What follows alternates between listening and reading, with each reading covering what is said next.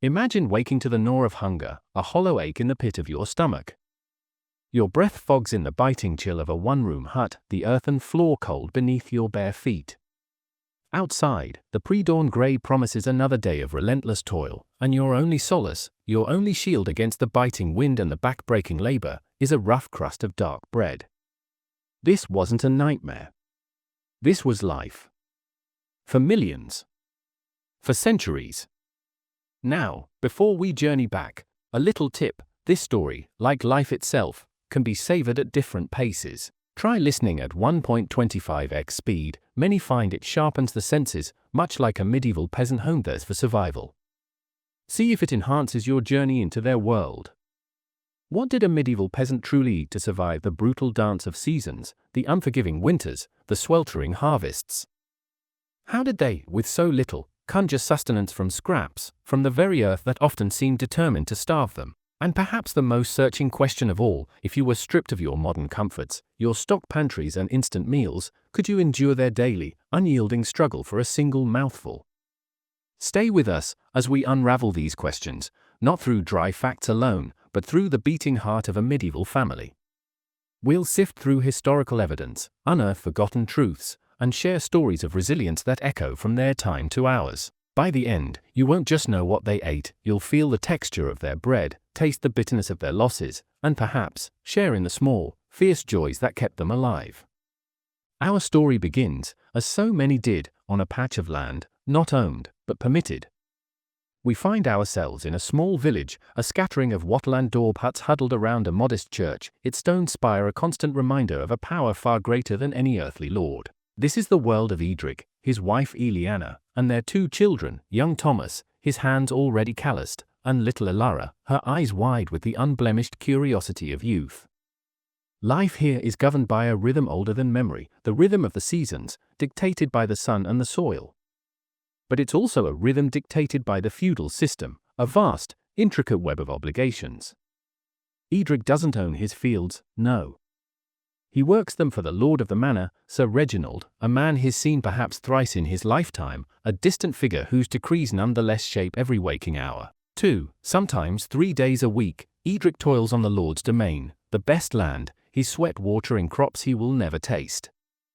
The remaining days, he tends his own small strips, scattered across the village, a patchwork quilt of hope and hardship. And then there are the tithes.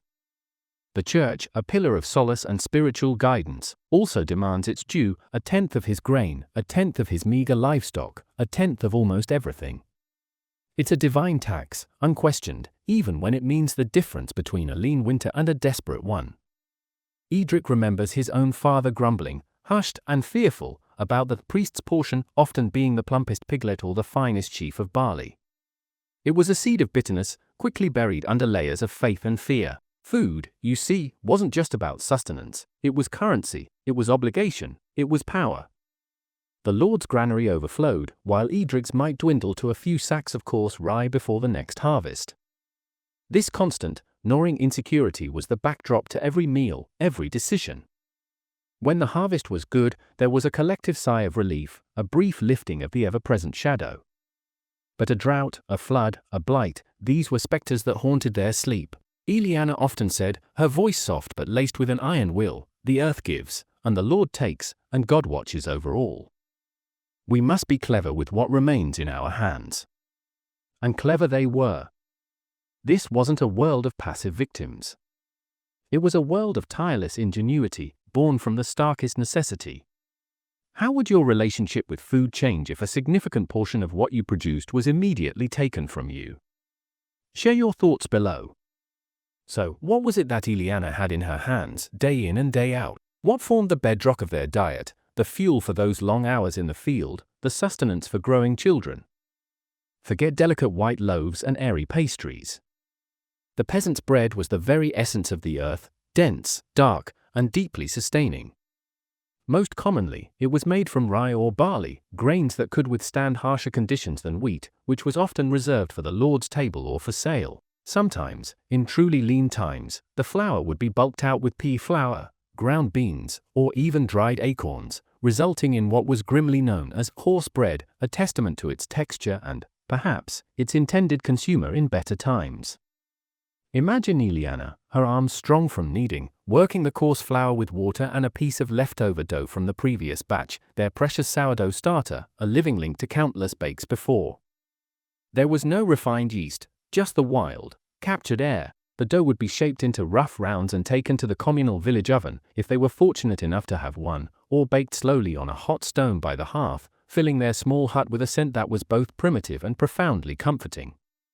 This bread wasn't just food, it was the staff of life, a symbol of their daily toil and their enduring strength. Each bite was a reminder of the earth's bounty, however grudgingly given. And what accompanied this bread? More often than not, it was pottage. Ah, pottage.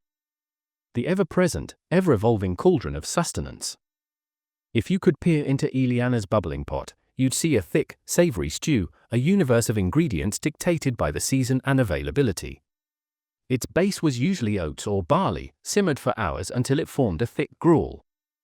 Into this went whatever vegetables were at hand from their small garden plot, hardy cabbages, leafy greens like kale or beet tops, onions, leeks, peas, and beans. Wild herbs, foraged by Eliana and the children, would add precious flavor, wild garlic, nettles, sting removed by careful cooking, of course, dandelion greens, and perhaps a pinch of precious salt if they could afford it. Edric would sometimes joke, after a particularly monotonous week, "Woman, is there anything that hasn't seen the inside of your pottage pot?" And Eliana would retort, with a twinkle in her eye, "Only your grumbling, husband, for that would surely sour it." But in truth, pottage was a miracle of medieval culinary adaptation. It was warm, filling, and surprisingly nutritious, a way to stretch meager ingredients into a meal that could feed a family. And as the Battle Merchant blog notes, this combination of grains and vegetables provided a surprisingly decent nutritional balance for the time. Then there was ale. Not the potent, hoppy craft brews of today, but a weaker, often home-brewed ale known as small beer. Water sources were frequently unreliable, often contaminated. Ale, having been boiled in the brewing process, was a safer, cleaner drink. More than that, it was a vital source of calories, liquid bread, providing energy for the relentless physical demands of their lives. Men, women, and even children would partake, though children's ale would be weaker still. It was a part of the daily wage for laborers, a social lubricant, and a small comfort at the end of a weary day. Edric would often say a good brew could put the heart back into a man. This trinity, dark bread, hearty pottage, and rough ale, was the unyielding foundation of the peasant diet. It was monotonous, yes. It was humble, certainly. But it was life: bread, stew, and ale. If these were your mainstays, what one modern food item would you miss the most? Tell us in the comments. We read every single one. Now, you might be thinking, just bread and pottage? Surely, they had some meat. And you'd be right, though not in the abundance we often imagine, nor with the frequency we enjoy today. The image of the medieval peasant subsisting solely on thin gruel is a pervasive one, but as research, like a 2019 article in New Scientist, reveals, the reality was more complex, and at times, more flavorful. That article, which you can look up on newscientist.com, highlighted that archaeological findings, including analysis of pottery residues, show peasants did indeed eat meat, often in hearty stews, and had access to cheese. For Edric and his family, meat was a precious commodity, a treat rather than a staple. The most common source was pork. Pigs were relatively easy to raise, happy to forage in the woods for acorns and scraps. A family might own a pig, fattening it throughout the year for the autumn slaughter. This was a crucial event, providing a bounty of meat that, once salted, smoked, or otherwise preserved, could last through the harsh winter months. Every part of the pig was used, nothing wasted. Bacon, ham, sausages, even black pudding made with the blood, these were culinary treasures, eked out carefully. Anecdote 1. Edric bartering for fish. Edric remembered one particularly lean spring. The winter stores were all but gone, and the new crops were still weeks from harvest. The gnawing hunger in his children's eyes was a constant ache in his own heart. He had a small surplus of barley flour, painstakingly saved. He'd heard that a traveling merchant, a peddler of wares from the coast, was due in the market town a half-day's walk away. This merchant sometimes carried salted herring. Taking a gamble, Edric made the journey, his sack of barley feeling lighter with every step of hope. The bartering was fierce. The merchant, a wiry man with eyes that missed nothing, drove a hard bargain. But Edric persisted, his mind fixed on the image of Eliana's joy, the children's delighted faces. Finally, a deal was struck. He returned, not with a bounty, but with a small string of precious, silver-scaled fish. That night, the aroma of grilling herring, however modest, filled their heart with a richness they hadn't known in months. It wasn't just the taste, it was the taste of a small victory, a father's provision. Beef and mutton were rarer for the peasant table. Cattle were primarily valued for their milk and their strength as draft animals, pulling the heavy plough. Sheep provided wool, a vital resource for clothing. Eating a cow or a fully grown sheep was a significant loss of capital.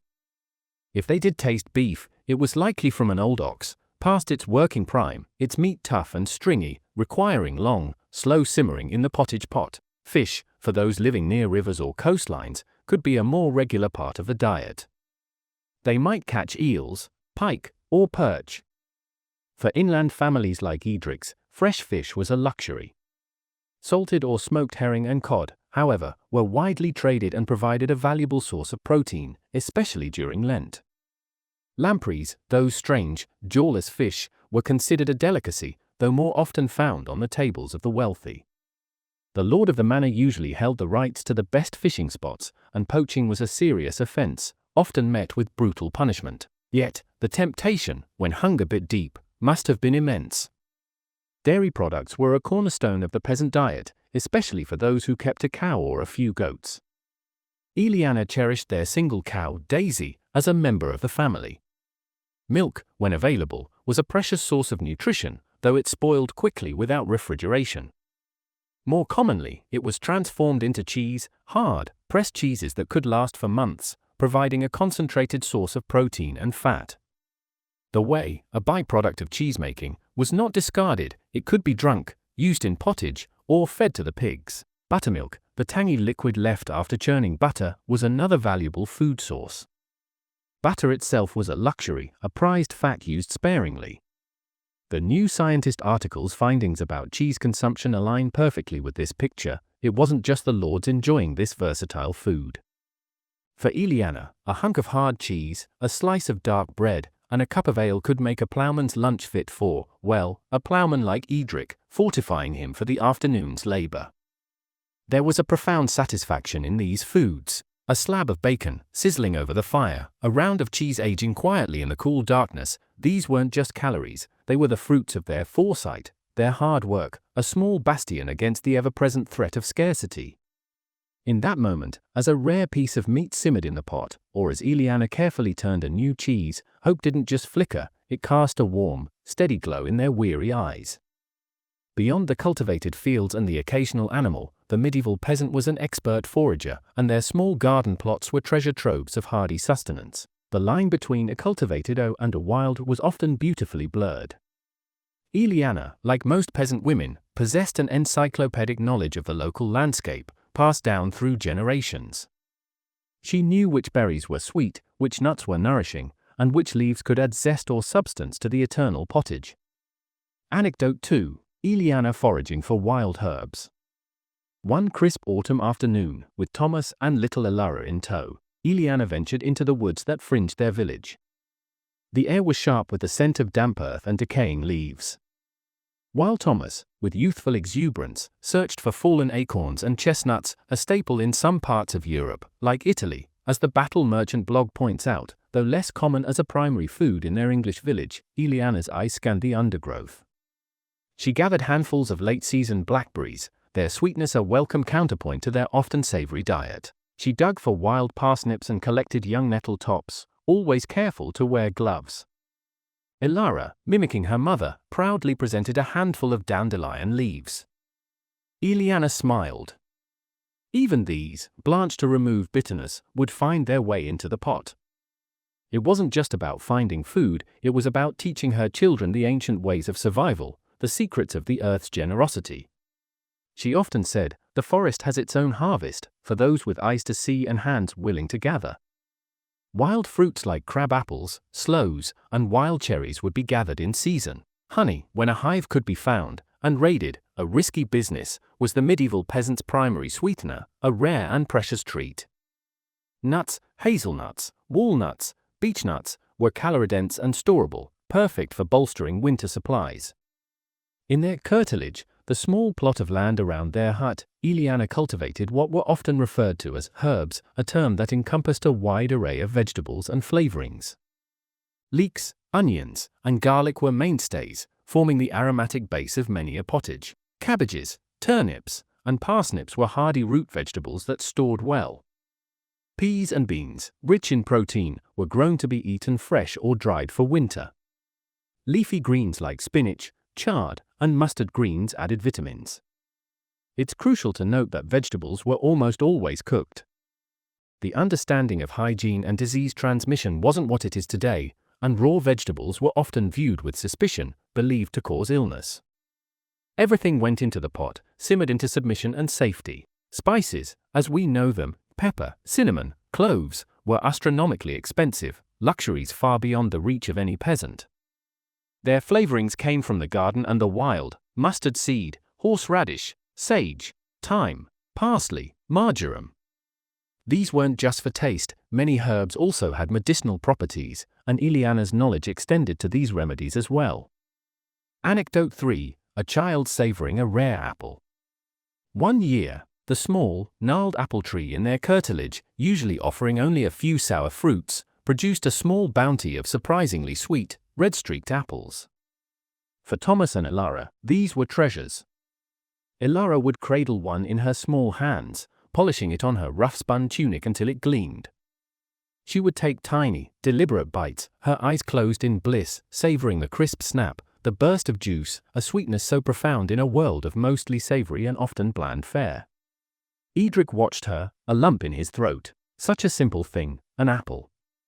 Yet, in that moment, it represented a fleeting abundance, a spark of pure, unadulterated joy. It was a reminder that even in the harshest of lives, moments of sweetness could, and did, exist. Have you ever foraged for food, or grown your own vegetables? What's the most satisfying thing you've ever picked or harvested yourself? Share your experience in the comments. This reliance on foraging and gardening speaks volumes about their resourcefulness. They weren't just passive recipients of rationed food, they were active participants in their own sustenance, intimately connected to the land in ways we can barely imagine today. The Catholic Church was the dominant spiritual force in medieval Europe, its doctrines and calendar profoundly influencing every aspect of life, including what appeared on the peasant's table, or rather, what didn't appear. The Church's rules around fasting were extensive and strictly observed, not just as a matter of religious devotion, but often enforced by social pressure and ecclesiastical law. The most significant period of fasting was Lent, the 46 days leading up to Easter.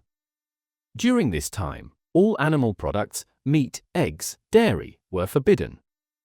Imagine Eliana's challenge to feed a hard-working husband and growing children for over 6 weeks without her usual staples of cheese, bacon, or even a splash of milk in the pottage. Wednesdays and Fridays throughout the year were also designated fast days, as were the vigils of important feasts. In total, a peasant might be abstaining from meat and dairy for almost a third of the year. So, what did they eat during these long periods of restriction? Fish, if available and affordable, became a crucial substitute. Salted herring, cod, and other preserved fish saw a surge in demand. For those inland, like Edric's family, this often meant relying even more heavily on bread, ale, and vegetable pottages, perhaps enriched with peas, beans, or nuts. It was a time of heightened culinary ingenuity, finding ways to make meatless meals satisfying and nutritious. Eliana might make a thicker pottage using ground almonds, a rare treat, perhaps obtained through barter, or specific herbs to mimic richness. These fasting periods weren't just about deprivation, they were seen as acts of piety, of spiritual cleansing. But for the peasant, already living on the edge, they undoubtedly added another layer of dietary challenge. It meant carefully managing their already scarce resources, planning meticulously to ensure that the Lenten fast didn't tip them into outright starvation before the spring brought new growth. Edric often felt the strain most acutely during Lent. The physical demands of preparing the fields for spring planting didn't lessen, but his energy reserves, fueled by a meatless, dairyless diet, would wane more quickly. Yet, there was also a communal aspect to it. Everyone in the village, from the humblest peasant to the reeve, observed the fasts. There was a shared understanding, a collective spiritual discipline that, in its own way, might have strengthened community bonds. The church's influence also extended to feast days. Christmas, Easter, and other holy days were occasions for celebration, and even peasants might enjoy something special, perhaps a goose, a slightly larger portion of meat, or a sweeter ale. These feasts were bright spots in the culinary calendar, anticipated with great excitement, a temporary reprieve from the usual frugality. They were a reminder that life wasn't solely about toil and restriction. There were also moments for joy, for communal celebration, for sharing the best that they had, however humble. The rhythm of feasting and fasting, dictated by the church, added another complex layer to the peasant's relationship with food, intertwining sustenance with salvation, earthly needs with spiritual obligations. The mid-14th century brought a cataclysm that would irrevocably alter the landscape of Europe, and with it, the diet of its people, the Black Death. Between 1347 and 1351, this devastating plague swept across the continent, wiping out an estimated 30% to 60% of the population. Villages were decimated, fields lay fallow, and the social order was thrown into turmoil. For families like Edric's descendants, perhaps his grandchildren or great-grandchildren, the world after the plague was a profoundly different place. The sheer loss of life was horrifying. Anecdote for a neighbor facing famine. Imagine Edric's grandson, young William, now a man himself. He would have grown up with stories of the Great Pestilence. His own village was smaller now. He remembered old man Hemlock, who lived alone at the edge of the woods, a skilled carpenter. One week Hemlock was sharing a jest at the village well, the next, his cottage stood silent, a grim testament to the plague's swift, merciless passage. The fear was a constant companion for those who survived, a chilling reminder of life's fragility. Many of the familiar faces from William's childhood were gone. There were fewer hands to till the fields, fewer mouths to feed, but also, critically, fewer labourers to serve the lords. This demographic collapse, tragic as it was, had an unexpected consequence for the surviving peasantry. It improved their bargaining power and, in many areas, their diet. With labour suddenly scarce, lords were forced to offer better terms to attract and retain workers. Wages rose for some, and serfdom began to erode in certain regions. More land became available as entire families had vanished, allowing surviving peasants to expand their holdings or graze more livestock. Historical records and archaeological evidence from the decades following the Black Death indicate a noticeable shift in peasant diets. There was, quite simply, more food available per person. With fewer people to feed from the same amount of cultivated land and livestock, the share for each survivor increased.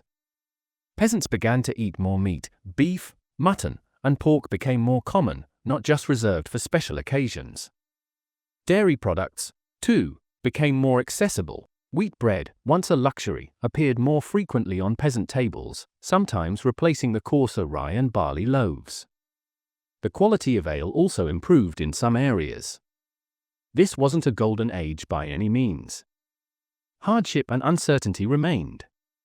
But for a time, the survivors of the Black Death experienced a relative improvement in their standard of living and their nutritional intake. The New Scientist article's point about peasants consuming meat stews likely reflects this broader medieval period, including these post-plague improvements, challenging the stereotype of unceasing, uniform misery and starvation. William, unlike his grandfather Edric, might have known the taste of beef stew more regularly. He might have had a larger herd of pigs, or more access to good pasture for a cow. The constant, gnawing fear of starvation, while never entirely absent, might have receded, just a little. This period underscores a crucial point: the medieval peasant diet wasn't static. It was dynamic, shaped by environmental factors, social structures, and seismic events like the Black Death. The resilience of those who endured and adapted is a powerful testament to the human spirit. It's hard to imagine such widespread loss. How do you think communities coped and rebuilt after such a devastating event like the Black Death? Let us know your thoughts below. As we draw our journey through the medieval peasant's diet to a close, what lingers is not just a list of foods, but a profound sense of admiration for the human spirit's capacity to endure, adapt, and even find moments of grace in the face of relentless hardship. Edric, Eliana, and their children, Thomas and Ilara, they are fictional, yet they represent millions of real lives, each one a testament to incredible resilience and ingenuity. Their existence was a constant negotiation with scarcity. Every morsel of food was hard-won, every preserved strip of bacon a victory against the coming winter, every foraged handful of berries a small act of defiance against hunger. Their ingenuity was woven into the fabric of their daily lives. Consider food preservation. Without refrigeration, they were masters of salting, smoking, drying, and pickling. Meat was cured to last for months. Fish was salted or air-dried until it was as hard as wood, then reconstituted in stews. Vegetables were stored in root cellars or dried. Fruits were sometimes preserved in honey, if it could be spared, or made into fermented drinks. Nothing that could be saved was wasted.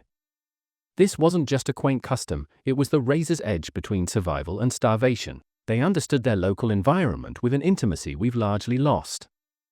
Eliana knew the precise moment to harvest her herbs for maximum potency, the hidden spots where the sweetest berries grew, the signs that foretold a harsh winter. Edric knew his small strips of land, their moods, their needs, coaxing life from them with tools that were extensions of his own body. Bartering and community were also essential. While life was undeniably hard, villages often fostered a sense of mutual support, especially in times of crisis. A neighbor might share a bit of surplus grain, another might help with a difficult harvest. Edric's successful bartering trip for fish wasn't just a personal triumph, it was an act that nourished his family, strengthening their collective ability to face another day. Think of them, not as a grim, faceless mass, but as individuals. Imagine Eliana, her face lit by the hearth's glow, stirring the pottage, humming a soft tune as the aroma fills their small hut. See Edric, weary but content, sharing a piece of dark bread with Thomas, teaching him the value of hard work and the sweetness of earned sustenance. Picture Ilara, her laughter echoing as she chases a butterfly in their small garden, a rare apple clutched in her hand. These were not lives devoid of warmth, or love, or even small joys. The taste of the first spring greens after a long winter of preserved foods, the communal celebration of a successful harvest, the simple comfort of a warm fire and a belly that wasn't painfully empty, these moments were precious, savored with an intensity born of their rarity. Yes, the pottage might have been monotonous. Good heavens, Eliana, is that another parsnip peeking from the pot? Edric might have grumbled, only half in jest. It builds character, my love, she'd reply, and fills the belly. Now, eat up before the character building gets cold. Even the pigs, one might imagine, would occasionally eye the overflowing pottage pot with a sigh of weary recognition before turning back to their own, perhaps more exciting, trough. But through it all, the back-breaking labor, the ever-present threat of hunger, the demands of Lord and Church, they endured. They found ways to turn scraps into sustenance, hardship into resilience, and mere survival into a life that, for all its coarseness, had its own dignity, its own quiet heroism. Their knowledge of the land, their resourcefulness, their unwavering commitment to family and community, these were the ingredients that truly sustained them. They remind us that human beings are incredibly adaptable. They teach us the profound value of simple things, the importance of community, and the enduring power of hope, even when the pantry is nearly bare. Their legacy isn't just in the grand castles and cathedrals of the medieval era, but in the quiet, persistent strength of ordinary people who tilled the soil, raised their families, and laid the very foundations of the world we inhabit today. The medieval peasant's diet was a testament to human ingenuity in the face of scarcity. They didn't just eat, they battled, they bartered, they foraged, they preserved, and they prayed their way to the next meal, the next season, the next generation. They turned the barest of essentials into survival, and in doing so, they unknowingly etched a story of resilience into the annals of history, a story that teaches us the true meaning of sustenance and the enduring power of the human spirit. If this journey into the world of Edric and Eliana has moved you, if it's made you think or feel, please give this video a like, share it with someone who might appreciate this story, and leave us a comment below. Could you endure a medieval peasant's life, their diet, their daily struggles? What part of their resilience resonates with you the most? We genuinely love hearing your thoughts, and yes, we read every single response. Thank you for joining us on this journey. Until next time, may your own tables be bountiful, and may you always appreciate the stories behind the food you eat.